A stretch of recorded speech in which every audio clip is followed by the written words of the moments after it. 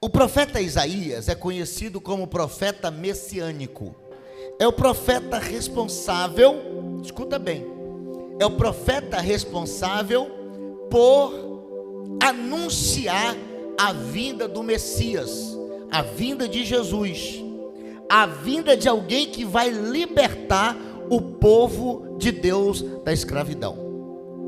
Quando o profeta Isaías se levanta como um profeta messiânico, primeiro ele é amigo do rei, primo do rei Uzias, e ele vai estar no meio de uma situação, de uma circunstância onde o rei influencia Isaías, influencia malignamente, influencia de forma errada. Por quê? Tem pessoas que andam conosco e nos influenciam a fazer coisas erradas.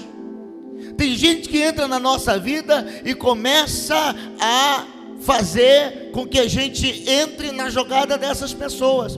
O barco dessa pessoa afunda e a gente está dentro do barco dela. A gente acaba afundando. Aí Deus tinha levantado Isaías para ser um profeta messiânico, um profeta que ia trazer vida. Mas a Bíblia vai dizer que Isaías mesmo falou: porque eu tenho lábios impuros. Aí a Bíblia diz que ele começa a fazer a vontade de Deus, dizendo: eis-me aqui, quando o rei Uzias morre. O que é isso? Tem horas que Deus está vendo que você tem um propósito tão grande, mas é necessário que algumas pessoas saiam do seu caminho. Naquele momento é um momento de dor, porque tem gente que influencia para o mal, tem gente que tem uma bênção tão grande de Deus, mas começa a se juntar com outra pessoa, começa a cair. O potencial dessa pessoa começa a sucumbir. E quer que eu te fale uma coisa? Ou Deus tira ou a pessoa morre, porque muitas vezes ela não percebe. Ela acha que é apenas uma boa amizade. Às vezes até mesmo é crente, às vezes até mesmo é de Deus, mas é uma influência maligna, porque é uma influência para o mal, é uma influência para contenda, é uma influência para discórdia, é uma influência para rebeldia, é uma má influência. Deixa eu te dizer uma coisa: da mesma maneira que Deus tirou Uzias do caminho de Isaías, Deus vai tirar pessoas ruins do seu caminho, para que Ele seja glorificado na sua vida. Ele vai fazer o melhor por você. Às vezes a gente fica até com, já viu, diz assim: tô com saudade do fulano, tô com saudade de Beltrano, e a gente não sabe que foi Deus que tirou, porque depois que tirou, você começa a crescer. Eu vou repetir isso aqui, porque alguém precisa ouvir. Tem gente que para você crescer, tem que sair da sua vida. Eu não estou falando de inimizade não, estou falando de abrir o espaço, porque naquele momento aquela pessoa dominava tanto o seu espaço que sufocava o teu tempo com Deus. Tem gente que é influenciável e tem gente que é influenciadora. Tem pessoas que têm um poder de influenciar tão grande, e tem outras pessoas que têm um poder de ser influenciado. Ou seja, tudo que fala eu aceito, tudo que fala eu acredito, tudo que fala eu faço, tudo que diz para eu fazer, eu vou lá e faço. Não, olha para aqui, esses meninos aqui. Olha aqui, o Júnior, Mauro, Silvio, Juliano. Por que eu estou falando dos homens? Porque o homem tem, Deus deu o governo. Ao homem Deus deu a sabedoria, a soberania, o governo. Ele é o provedor. Se um homem desse, se um rapaz desse, se um obreiro desse começa a se influenciar para o mal, você nota na hora. Ele começa a desanimar, ele começa a achar coisa errada, ele começa a dizer que não vai, e ele se denuncia, porque ele vai perdendo a força espiritual. Sabe o que eu estou dizendo aqui nessa noite? É que quando nós temos o poder de influenciar, a gente precisa saber o que nós vamos influenciar na vida das pessoas. E eu vou fazer uma pergunta para você responder no seu coração: homem ou mulher, você tem influenciado? Que tipo de pessoas você tem sido para outras? Porque quando a gente influencia, tem que saber: o reino de Deus está crescendo ou está diminuindo? A A conversa que eu tenho com fulano vai agradar a Deus ou vai agradar o diabo? A conversa que eu tenho com fulano ou ciclano, eu estou ajudando na obra, eu estou ajudando no reino de Deus, ou eu estou decrescendo, ou eu estou diminuindo aquilo que Deus fez? Vou te falar, tem coisa na nossa vida que só vai crescer depois que a gente fizer a obra de Deus crescer primeiro. Tem coisa na nossa vida que fica igual a vida de Isaías, amarrada até o dia que ele vai desvincular do rei Uzias. Isso aqui era para ser apenas uma introdução que ia entrar no texto, mas Deus está falando nessa noite: cuidado com quem você influencia, e cuidado com quem influencia você, porque você tem que fazer a conta. É fácil, a conta é básica. Deus me chamou para quê? Porque Deus chamou o Isaías para ser profeta, não era para viver no palácio piruando o rei, não era para viver na barba de um homem, na sombra de um homem. Tem gente que tem referência de pessoas. Você precisa ter referência de Deus na sua vida. A sua referência chama-se Jesus Cristo de Nazaré. Essa é a nossa maior e melhor referência. Ah, pastor, mas ele é meu amigo, me chama, eu vou para tanta vigília com ele, eu vou para tanto coisa. É tudo de Deus. E a conversa dessa vigília como é? E quando volta dessa vigília, como é a conversa? Ah, eu vou para tanto culto, eu vou aqui, vou ali com ele. E como é essa conversa de vocês? Não, a gente fala da obra. Fala da obra ou fala das pessoas da obra?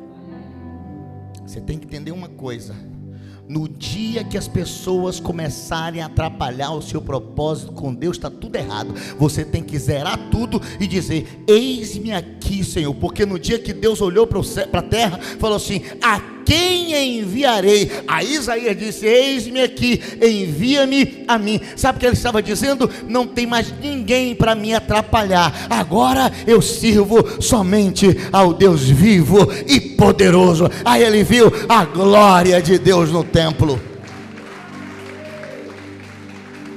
Para você ver a glória de Deus no templo, é necessário que você se desvincule de algumas pessoas que às vezes está atrapalhando você.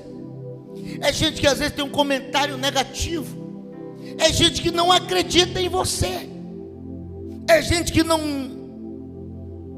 come 1 quilo de sal com você, mas tem sempre opinião para te dar.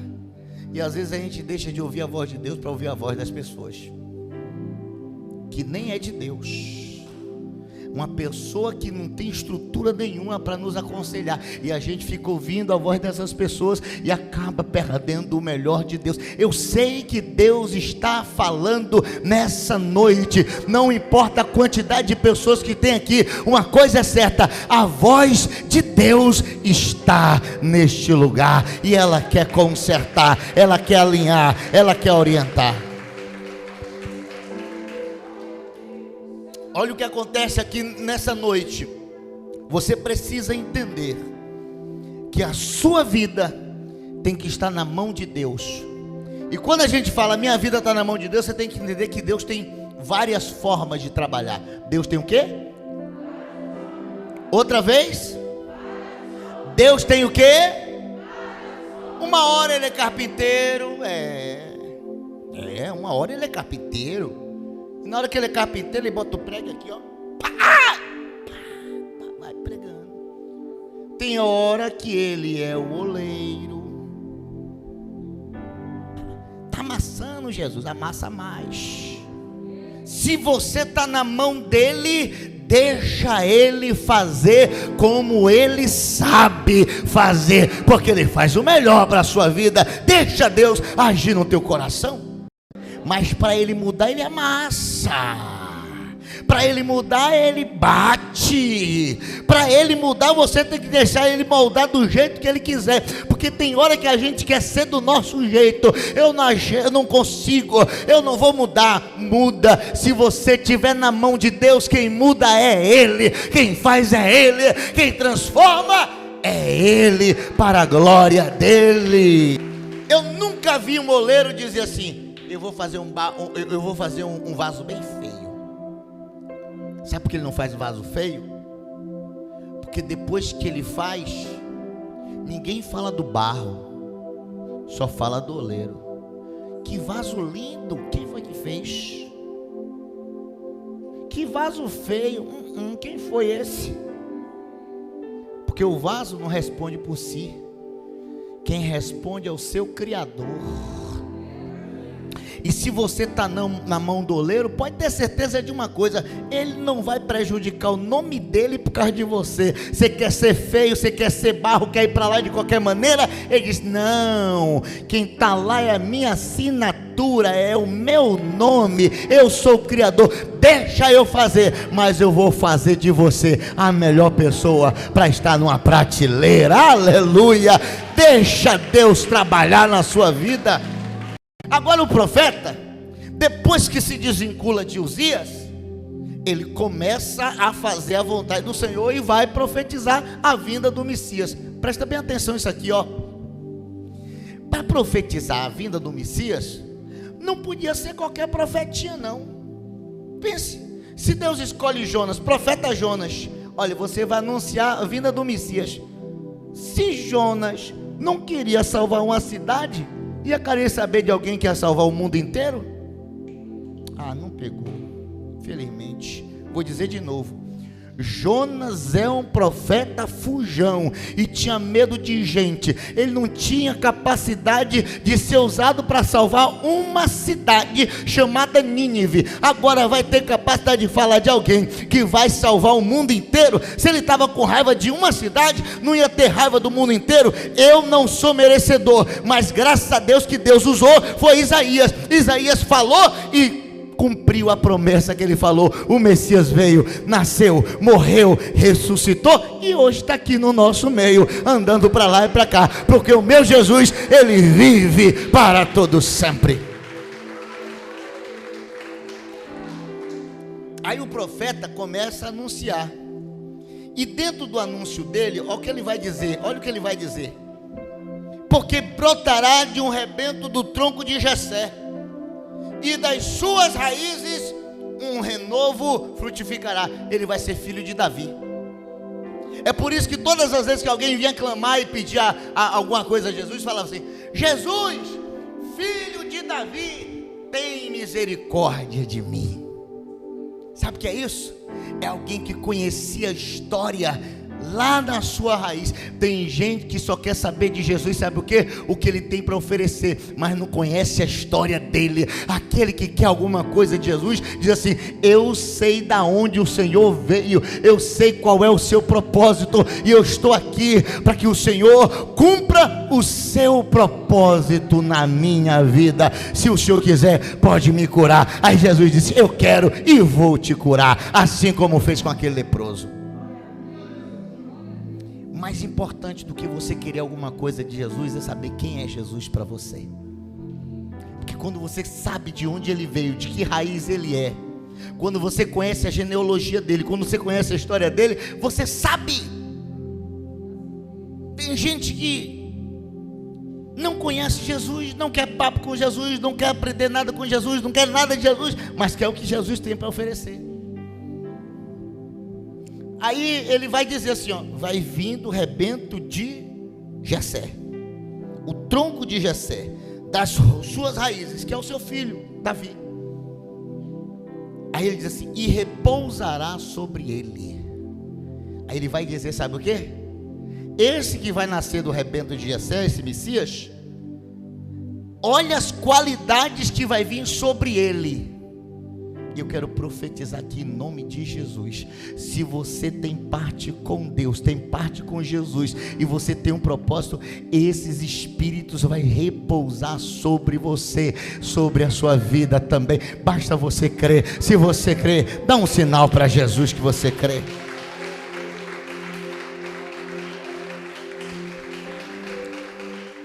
O primeiro espírito que repousará sobre ele, qual é o espírito? Não entendi. Alguém falou sabedoria? Pulou esse Senhor logo primeirão? Diga assim: o Espírito do Senhor. Fala mais forte. Quando uma pessoa tem o Espírito do Senhor, ela é sempre uma pessoa equilibrada. E uma pessoa equilibrada é uma pessoa que foge de contenda, de confusão. Tem briga, tem confusão, tem contenda, tem rebeldia, tem submissão. Ela diz: opa, ali não é para mim. Por quê? Porque quem tem o Espírito do Senhor gosta das coisas do Senhor. Quem ama a obra de Deus, quem ama as coisas do Senhor, tem intimidade com o Senhor, foge da aparência do mal. Olha o que repousará sobre ele, que vai repousar sobre a sua vida também. Primeiro, o Espírito do Senhor. Segundo, qual é o segundo? Não deu para ouvir? O Espírito da sabedoria. Sabe o que Salomão podia pedir? Dinheiro, riqueza, reinos, muitos cavalos, muitos empregados, muito ouro, muita prata, muito rubi. Mas ele foi tão inteligente que ele pediu sabedoria. E muitas vezes na nossa vida a gente não precisa de dinheiro nem nada, a gente só precisa de sabedoria. Porque aquele que ganha dinheiro, mas não tem sabedoria, não vai permanecer no topo. Chegar no topo não é tão difícil. Difícil é você ter sabedoria para se manter no topo. E tem hora que você olha para cada problema e diz assim: como eu vou sair desse problema? E Deus está dizendo: vou eu te dar sabedoria. Porque o mais importante não é o problema, o mais importante é você ter sabedoria para administrar. Aí Deus vai te dar sabedoria, e você vai administrar, e você vai ser abençoado, e você vai resolver os seus problemas. Eu falei domingo, anteontem, que a mulher foi tirada da onde? Da costela. O homem foi feito da onde? Do barro. E a mulher? Do osso, né? E o homem? Daí dá para ver. Homem é mole. Mulher não. Mulher não. Toda mulher é forte. Aí hoje eu fui tomar minha segunda dose. A mulher disse: baixe o braço, relaxe. E eu disse: sangue de Jesus tem poder, meu pai. Ele disse: eu estou relaxado. Dá para ver que não está. E eu não estava mesmo, não. Ela: dá para ver que não está, relaxe, baixe. E eu querendo levantar, aquela, tá tenso, tá tenso, tá tenso. E ela numa facilidade. Eu disse: minha senhora, não estou entendendo. Disse: dá para ver. E eu pensei que ela se intimida. Dá para ver. Eu disse: sim, senhora.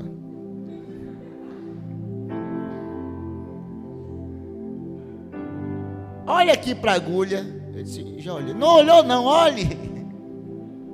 Que elas fazem com a facilidade. Eu falei aqui domingo. Homem faz uma cirurgia no dedo. Um homem faz uma vasectomia, que ele chega de manhã, meio-dia ele sai, passa 60 dias. Oh. Mulher tem trigêmeos, com 5 dias ela está cozinhando. Não é brincadeira não, mulher forte. Mulher, pense num elemento forte. É mulher. Agora eu vou te falar uma coisa. Não existe força se não tiver sabedoria. É forte? É. Agora a pergunta é: e aí, tem sabedoria? Porque a Bíblia diz que a mulher sábia. O que é que diz? Não entendi? Alguém quase assim: a mulher sábia é edificar em casa. Não, mulher sábia edifica sua casa, mas a tola com as próprias mãos a destrói. Alguém pensa que a mulher sábia é uma e a mulher tola é outra. Não é não. É a mesma mulher. Como diz Mauro, é a mesma mulher, porque é a mesma que tem sabedoria, às vezes se atrapalha. Então vou te falar uma coisa: para tudo nós temos que ter o espírito de sabedoria. Se tiver, vai vir problema, vai vir tempestade, vai vir vendaval, vai vir problemas difíceis, mas você vai resistir dando glória a Deus, porque você tem espírito de sabedoria. O terceiro é de quê? Lá tem entendimento, na minha tradução aqui tem inteligência. Entendimento e inteligência, que é a mesma coisa. Mas uma pessoa que tem sabedoria, não é uma pessoa que tem inteligência. Vou te falar uma coisa: a sabedoria vem do alto, mas a inteligência, entendimento, conhecimento está aqui. Você tem que buscar, você tem que ir atrás. Esses dias eu comecei a fazer um estudo sobre a psicologia. Eu estou fazendo um discipulado com as adolescentes, e aí elas chegaram para mim e perguntaram: pastor, por que tanta palavra difícil? E eu vou te falar, eu boto umas palavras difíceis para ver se elas não vão pegar. Pega tudo, já vi. E tem umas gatunas que está no discipulado, eu falo um negócio, ela vai aqui no Google, eu que falo em bobagem. E eu olhando assim, eu disse: olha para aqui, que levante. Uma coisa é você falar para uma pessoa que crê e fica assim: meu Deus, que lindo, pastor, não sabe nem o que eu estou falando. Outra coisa é trabalhar com essa galera da digital, né? O mundo virtual. Você está falando, ela está aqui, sim, pastor, mas é isso mesmo. E aí vai dando outra explicação, diz: que levante é esse, Jesus? E aí a gente vai percebendo que só sabedoria não vai funcionar. Você tem que se atualizar. Tem gente que tem muita sabedoria espiritual, vai atrás de um emprego que você sabe fazer, Jesus dá ideia, Jesus dá informação, não é assim não. Você sabe dirigir? Você tem carteira? Eu não tenho, mas Jesus vai guiando o volante.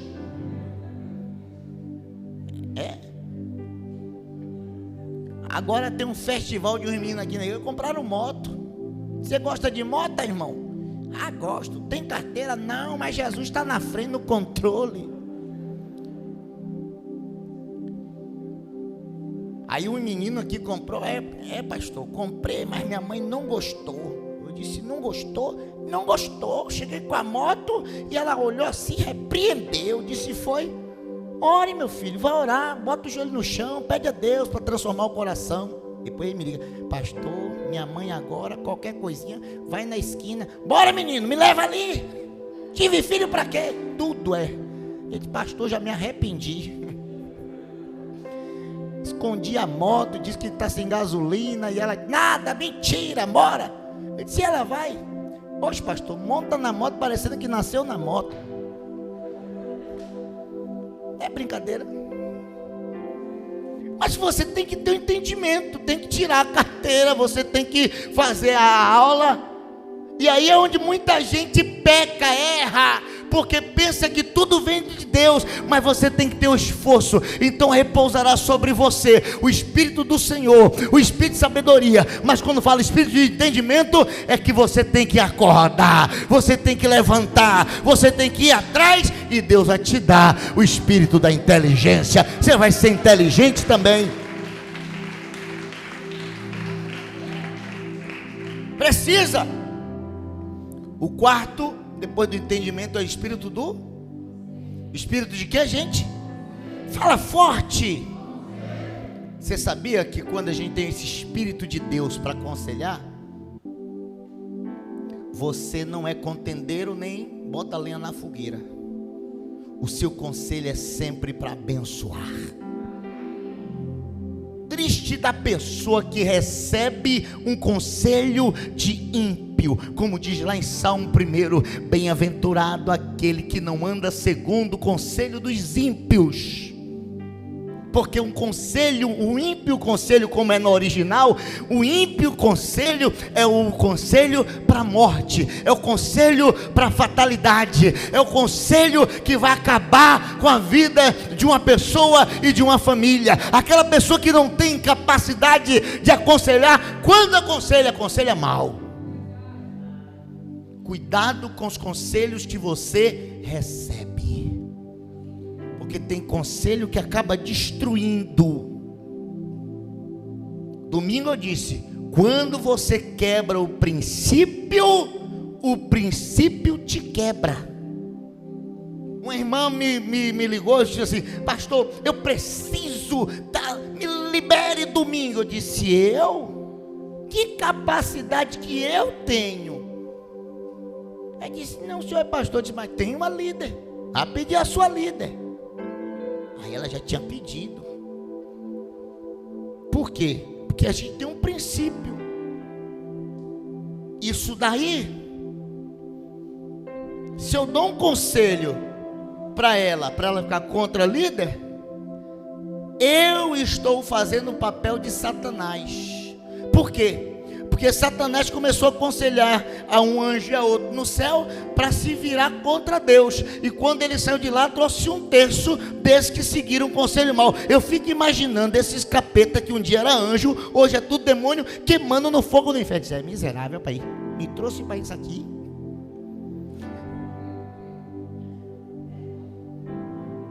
Eu vim pensando uma coisa. Ele disse que a gente até agora, a gente ia subir de patamar. Primeiro que a gente desceu. Falou que ia ter ar-condicionado. Não estou vendo nada disso. O sofá daqui é de ferro. Debaixo tem lenha. A fogueira está acesa. A gente não pode nem se cansar, porque quando senta, sai.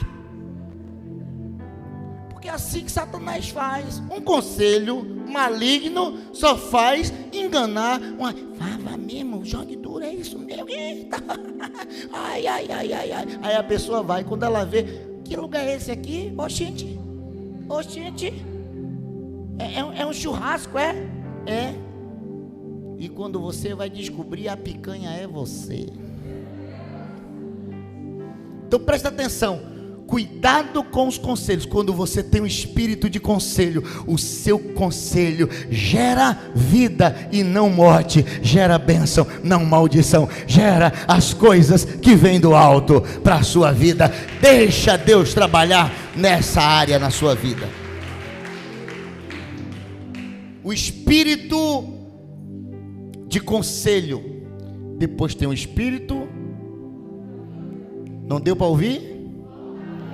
Meu Deus do céu. E o espírito é de fortaleza. Ele está falando nessa benção toda. Imagina se não fosse. Espírito Fortaleza, Ceará. Deixa eu falar para você. O espírito de fortaleza não é só. Fortaleza não remete só a força. Fortaleza é proteção. Então uma cidade fortificada, fortalecida, que tem uma fortaleza, significa uma cidade que está guardada e protegida por seus muros. Quando você tem um espírito de fortaleza, Deus te guarda. Quem tem o espírito de fortaleza está sempre guardado e protegido. Ele sabe o que ele tem naquela cidade, ele sabe o que ele está guardando. E a Bíblia diz: guarda o que tens, para que ninguém tome a tua coroa. Guarda o que Deus te deu, para que ninguém possa tomar. Cria a fortaleza que você precisa para blindar você contra todo mal. Você tem que conhecer a terra que você pisa.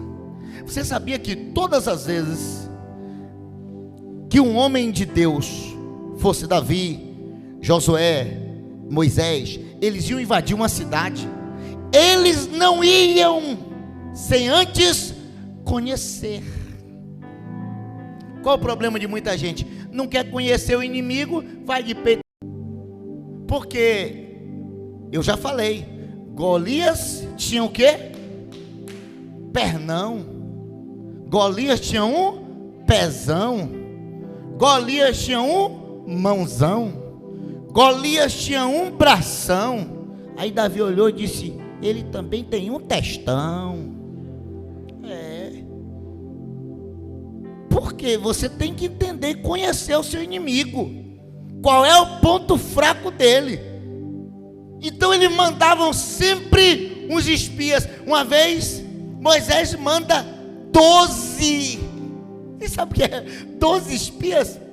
Eles chegaram lá na terra e olharam e disseram: vixe, os camaradas aqui é tudo grande. E olha o tamanho desse gigante. Voltaram 10 dizendo que tinha gigante. Volta Josué e Caleb. E aí? Aí pergunta para um: gigante, gigante, gigante, gigante, gigante, gigante, gigante, gigante, gigante, gigante. 10. Só sobrou Josué e Caleb. E aí? Tudo lá é grande. Oxe, espera aí. Eles falaram que tem muito gigante. Disse, porque eles estavam olhando o gigante. A gente estava olhando que cada uva, ó, os morangos desse tamanho, chefe. Coco, misericórdia, ó. Aí Moisés olhou para aqueles dois e viu que o nível de conhecimento deles era diferente dos outros. Porque tem gente que vai conhecer, só conhece o mal. Tem gente que entra na terra e conhece o que é bom e diz: aquela terra merece ser possuída por nós, porque lá tem fruta grande, lá tem bênção grande, lá tem bênção extraordinária. E o gigante, nós vamos destruir todos eles e nós vamos entrar na terra prometida, assim como Deus falou. Isso é espírito de conhecimento. Quando você tem um espírito de conhecimento, você conhece. Você sabe entrar em qualquer lugar e sair de qualquer lugar. Quem não tem conhecimento passa vexame, passa vergonha. E o último deles, esse daqui vai ser o último dia da nossa campanha. Cada um termo que eu estou falando desse aí vai ser um dia das 7 unções. Esse conhecimento vai ser no 6º dia, por exemplo. No 6º dia, que vai ser numa quarta-feira. Aí na quinta-feira, no dia 7, vai ser esse daí. Depois do conhecimento, é o espírito de quê? Dá para falar bem alto? Esse daí é para fechar. Já tem até o ministrante, o palestrante desse dia. E falei, meu Deus do céu, não vou nem dar spoiler, porque quando eu falei o tema, casou. Foi uma coisa de Deus. Deixa eu falar para você.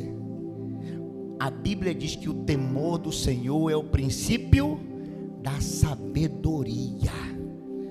Não adianta você ter todos esses espíritos se não tiver o temor do Senhor. Está ouvindo aqui jovens, mulheres, adultos, todos vocês, criança, todo mundo precisa ter o temor do Senhor. Sabe o que é o temor do Senhor? É quando você enfrenta tudo, você passa por cima de tudo, mas se Deus estiver na sua frente, opa, você para, puxa o freio de mão e diz assim: sim, Senhor, fala que o teu servo ouve. O Senhor é a minha força, o Senhor é a minha salvação. Eu temo a Deus, eu temo ao Senhor, eu tenho temor de Deus. É aquela voz que quando fala, você ouve e diz assim: eu não posso passar daqui, porque o meu Deus diz para eu não passar. E quando a gente tem um temor, o nosso coração é aquebrantado. Faça tudo, mas não perca o temor do Senhor, porque quando a gente tem um temor de Deus, a gente pode entrar desaforado, a gente pode enfrentar tudo, a gente pode fazer o que for, mas quando a gente tem o temor, a gente tem temor e acabou. Não existe, não trate Deus como parceiro. Ele não é seu coleguinha, Ele não é seu amiguinho, Ele não é seu colega de classe, Ele não é seu garçom, Ele não é seu parceirinho, Ele não é seu parça, não. Deus é Deus e Ele merece ser reverenciado. A Ele toda honra, a Ele toda glória e a Ele todo louvor. Ele é Deus, tenha temor de Deus. Fica de pé. perderam o temor do Senhor. Sansão perdeu o temor do Senhor, acabou mal. Saul perdeu o temor do Senhor, acabou mal. Manassés perdeu o temor do Senhor, acabou mal. São tantos os nomes que perderam o temor do Senhor. Mas uma coisa é certa, também tem outros personagens bíblicos que errou bastante, mas nunca perdeu o temor do Senhor, como foi o caso de Davi. Davi tinha um temor. Ele disse: Senhor, pequei contra ti, somente contra ti pequei, tenha misericórdia, tira tudo de mim, mas não tira o teu Santo Espírito, não me lances fora da sua presença. E essa noite eu vou ungir você, eu vou abençoar você, e no momento que eu abençoar você, esses 7 manifestações do Espírito de Deus vai repousar sobre a sua vida. Você tem que crer nisso, porque quem recebe uma bênção dessa é melhor do que ganhar na Mega Sena. Sabe por quê? Porque você vai enfrentar tantos problemas, mas o Espírito do Senhor vai habitar em você, repousar, vai habitar. E quando fala de habitação, é aquele que entra e não sai mais. Você anda com ele, ele anda com você, e todo mal é quebrado.